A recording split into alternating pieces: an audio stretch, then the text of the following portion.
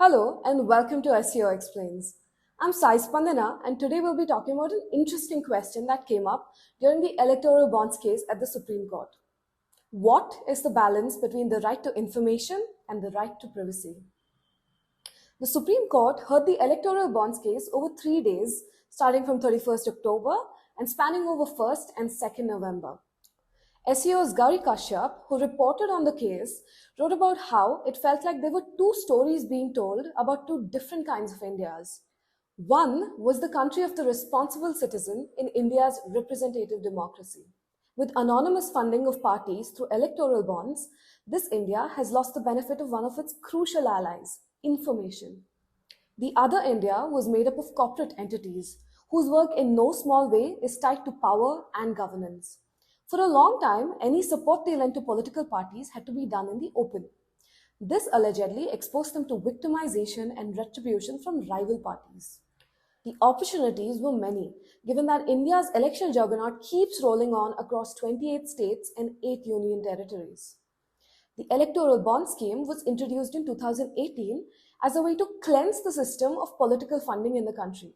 The identity of the donor was designed to be confidential, known only to the State Bank of India, which, as we know, is owned and controlled by the Government of India.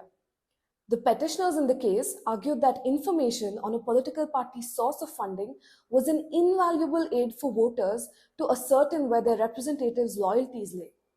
With data suggesting that 12,999 crores, that is close to 94.25% of all electoral bonds purchased between March 2018 and July 2023 were by corporate entities, it was even more important for the electorate to know the source.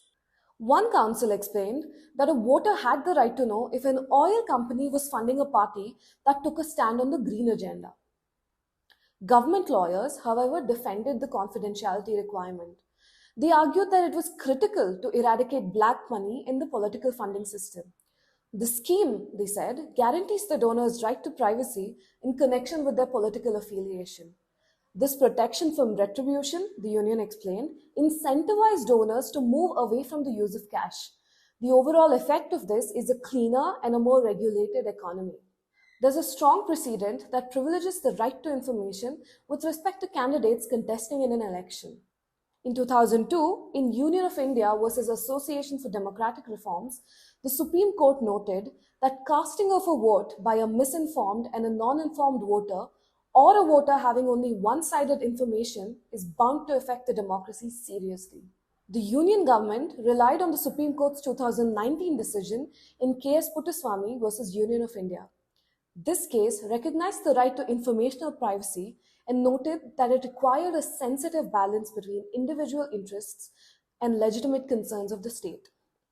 Eradication of black money, the union argued, was a legitimate state interest. You'll remember that the union fought tooth and nail against the right to privacy in Puttaswamy. This is yet another instance of magnitudes contained in the democratic governance system.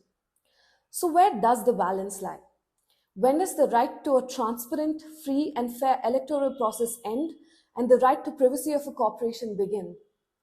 Any answer to this question must be in service of India's constitutional democracy. With the 2024 general elections right around the corner, all eyes are on the Constitution bench, which could deliver a verdict that strongly influences campaign strategy as well as the election outcome. Thank you for watching. Don't forget to like, share, and comment below. And of course, head over to seobserver.in for detailed reports of all 3 days of the hearings and much more.